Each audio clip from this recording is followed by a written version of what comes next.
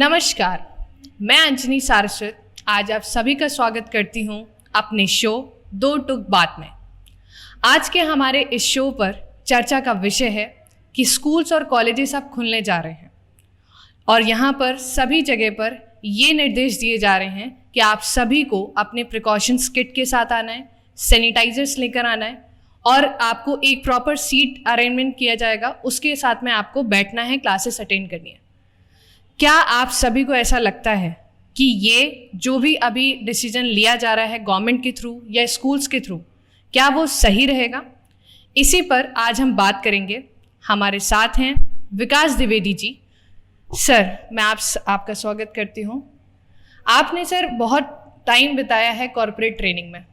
ऐसा कभी वक्त आया है कि आपको ऐसा कभी लगा कि इस तरीके का जो समय अभी गुजरा है कि आप पूरा देश, संपूर्ण देश लॉकडाउन में रहा, इवन हमारे स्कूल्स एंड कैंपसेस सब बंद रहे, क्या आपने कभी ऐसा कुछ पहले महसूस करा या कभी आपको ऐसा लगा कि ऐसा जो हुआ है इस बार, इस तरीके की चीज़ों को लेकर आपके क्या विचार होंगे सर, कि ये जो अभी गवर्नमेंट डिसीजन ले रही है स्कूल्स एंड कॉलेजेस को खोलने का, क्या ये सही वक्त रहेगा?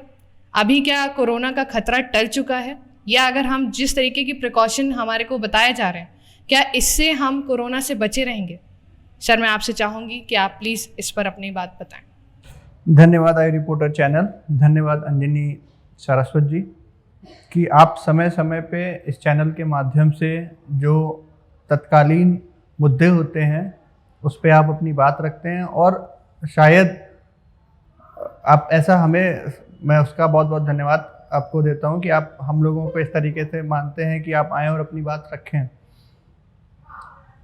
जहाँ तक मेरी बात है कि मेरा जो कॉर्पोरेट लाइन में जो ट्रेनिंग का जो तजुर्बा रहा है, जो एक्सपीरियंस रहा है, वो इंजीनियरिंग सेगमेंट में ज़्यादा रहा है। इंजीनियरिंग कॉलेजेस के लिए बच्चों के लिए मैं हमेशा ट्रेनिंग उनको देना, नई नई टेक्नोलॉजीज़ पे। हमारी अपनी खुद की कंपनी भी है, उस कंपनी के द्वारा हम लोग पूरे पैन इंडिया में ट्रेनिंग कराते हैं और इंजीनियरिंग सेगमेंट में ही कराते हैं। लेकिन अब इंजीनियरिंग का जो बच्चा है वो उसका एक एज आपका अगर हम बात करें तो 15 से ऊपर निकल चुका है, 15 साल से ऊपर का ही होगा, 18 से ही ऊपर होगा।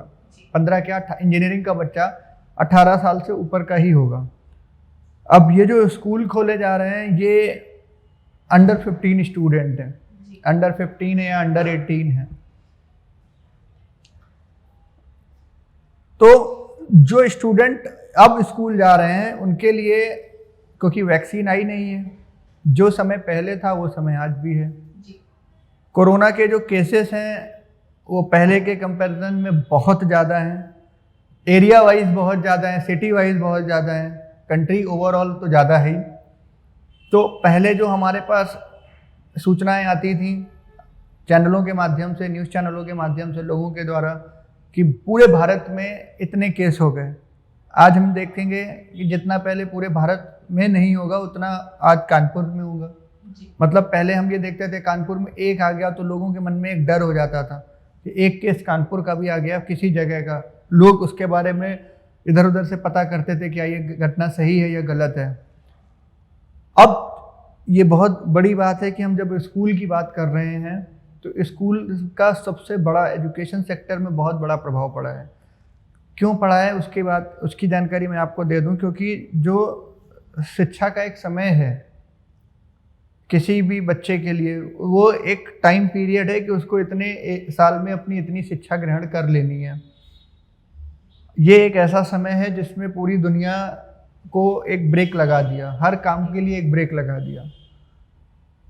अब ये जो प्रिकॉशंस के थ्रू हम लोग स्कूल कॉलेज खोल रहे हैं, ये हम पहले भी खोल सकते थे, क्योंकि हमारे area wise, city wise already corona के केसेस बढ़े हैं, ना कि कम हुए हैं।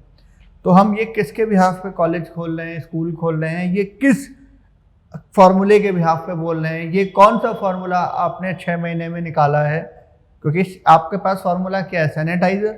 आपके पास फॉर्मूला क्या है? टनल, जो आपके जिसके अंदर से लोग निकल के जाते हैं, पूरी बॉडी जिसमें सैनिटाइज होती है, ठीक है। मास्क, आपके पास यही फार्मूला है। ये फार्मूला पहले भी थे, ये फार्मूला पहले भी थे। तो जब हमें इन्हीं फार्मूलों को ही यूज़ करना है तो हमारे जो स्टूडेंट्स हैं, हमारे जो लड़के हैं, फैमिलीज़ के जो बच्चे हैं, ये इनको इतनी बड़ी दिक्कतें क्यों झेलनी पड़ रही हैं? एजुकेशन सेक्टर्स को इतनी बड़ी दिक्कतों से क्यों गुजारा जा रहा है? अगर ये सारी चीज़ें ऐसी ही हैं, अगर आज की डेट पे सब कुछ पेरेंट्स पे ही डिपेंड है कि अगर आपको लगता है आप अपने बच्चे को स्कूल भेजिए, पूरी आपकी जिम्मेदारी है कि आप स्कूल भेजना चाहें तो आप भेजिए, नहीं भेजना चाहते मत भेजिए, मतलब गवर्नमेंट ने अपना पल्ला झाड़ लिया है। गवर्नमेंट जवाबदेही नहीं बनना चाहती, जवाब के प्रति अपने आगे नहीं बढ़ना चाहती कि अगर आप अपना बच्चा भेज रहे हो, कल को उसको कोरोना हो जाता है या कोई ऐसी बीमारी फैल जाती है उसके, तो गवर्नमेंट उसका जवाब देगी। तो जब अब गवर्नमेंट अपना हाथ पीछे घसीट रही है और पल्ला झाड़ने का काम कर रही है कि हम जिम्मेदारी नहीं है, तो ये पहले भी कर सकती थी कि कोरोना के लिए हमने जागरूक अभियान बना दिया है। हम फ़ोन करते हैं लोगों के पास, एक कॉलर जो वहाँ पे हमें बेल सुनाई देती, बेल की जगह अब अमिताभ बच्चन सुनाई दे रहे हैं, पहले और भी सुनाई पड़ता था कि भाई कोविड-19 से हम लोग कैसे बचें, क्या करें। तो आपको ये चीज़ पहले भी ध्यान देनी चाहिए थी। बच्चों को तो कम से कम अब जो इतना हमने सफ़र किया है, पेरेंट्स ने सफ़र किया है, ये सफ़र नहीं करना पड़ता। जी बिल्कुल, आपने जो बात कही है बिल्कुल सही कही है सर। लेकिन हमें ऐसा पता चला कि गवर्नमेंट का ये कहना है कि अब हम इस देश में सब जगह पर हम हर्ड इम्यूनिटी को लागू कर रहे हैं और हमें अब कोरोना के इसी एनवायरनमेंट में जीना सीखना होगा, ऐसा बताया जा रहा है। और इसी के तहत उन्होंने ये कहा कि अब जब हमारे को इस एनवायरनमेंट में रहना ही है तो फिर अब स्कूल्स कॉलेजेस भी खोल देते हैं ताकि बच्चे भी आना शुरू कर देंगे और अपनी पढ़ाई भी शुरू हो जाएगी। अब आप मुझे ये बताइए कि अगर हर्ड इम्यूनिटी होनी थी, अगर यही चीज़ होनी है कि हम हर्ड इम्यूनिटी पर लागू करने वाले हैं, तो फिर ये जो आप कर रहे हैं कि हम प्रिकॉशंस लेंगे, हम ये चीज़ें करेंगे, क्या उसके बावजूद स्कूल्स में बच्चों का आना ठीक रहेगा? मुझे ऐसा लगता है कि गवर्नमेंट जो ये काम कर रही है, गवर्नमेंट का जो कहना है कि हमने हर्ड इम्यूनिटी लागू कर दी है, हम कोरोना के इस एनवायरनमेंट में ही रहना हमें सीखना पड़ेगा, वरना हम कब तक ये सारी चीज़ें बंद करके रखेंगे। इसके बारे में आप क्या कहना चाहेंगे, जो इस कोरोना जैसे एनवायरनमेंट में उनका रहना जो उन्होंने बात कही है? मुझे लग रहा है, मेरा जहाँ तक मानना है कि गवर्नमेंट अब इस कोरोना नाम की महामारी बीमारी को एक फ़ायदा बना के यूज़ कर रही है अपने लिए, स्वयं के लिए। जनता के पास इतने अधिकार नहीं हैं, किसी स्कूल के मालिक के पास या किसी भी बिजनेसमैन के पास, किसी भी व्यवसायी के पास, व्यापारी के पास ये अधिकार नहीं है कि वो जब उसकी ज़रूरत है तब वो दुकान खोल ले या अपना व्यापार चला ले या बंद कर दे। ये पूरी कंट्रोलिंग कोरोना के माध्यम से सरकार के पास चली गई है। सरकार ने अपने फ़ायदे के लिए उसने जब देखा कि कोई चुनाव आ रहा है तो उसको वहाँ, तब उसको कोरोना नहीं दिख रहा है, वहाँ पे रैलियाँ चल रही हैं, अपने हिसाब से उसने लिमिट बढ़ा दी, अपने हिसाब से लोग वहाँ बढ़ सकते हैं। उनकी जहाँ पे सभाएं चल रही हैं उस सभाओं में कोरोना नहीं फैलेगा। जहाँ पे आप अपना व्यापार करेंगे, जहाँ पे आप अपने कार्य को करेंगे, जहाँ पे आपके कुछ लिमिटेड लोग आ रहे हैं, बड़े लोग, भाई बहुत सारी इंडस्ट्री हैं जहाँ बच्चे नहीं पढ़ते हैं, पढ़ाई नहीं है, वहाँ पे काम हो रहा है, वहाँ सारे एक जवान लोग जा रहे हैं पढ़ाई नौकरी पेशे के लिए, तो उनके लिए उनको क्यों बंद किया गया? बच्चा तो ठीक है, नादान है, उसको नहीं पता कि अभी कितनी दूरी हमें रखनी है, खेलते टाइम वो हो सकता है गलतियां कर दे, खेल खेल में उनके कई ऐसे प्रोग्राम होते हैं, इवेंट होते हैं स्कूलों में, कॉलेजेस में, जिसमें वो एक दूसरे के पास खेलने के माध्यम से चले ही जाते हैं। लेकिन अगर हम कॉर्पोरेट सेक्टर या किसी इंडस्ट्री की बात करें, वहाँ पे तो ऐसा नहीं है। वहाँ पे तो आदमी बड़ा है, वो जानता है ये बीमारी है, तो कहीं ना कहीं धीरे धीरे करके उसका काम तो चलना चाहिए, भले ही कम आए लोग कम आए। अगर व्यापारी का काम चलेगा तो भी वो वेतन भी दे पाएगा अपने यहाँ कर्मचारियों को।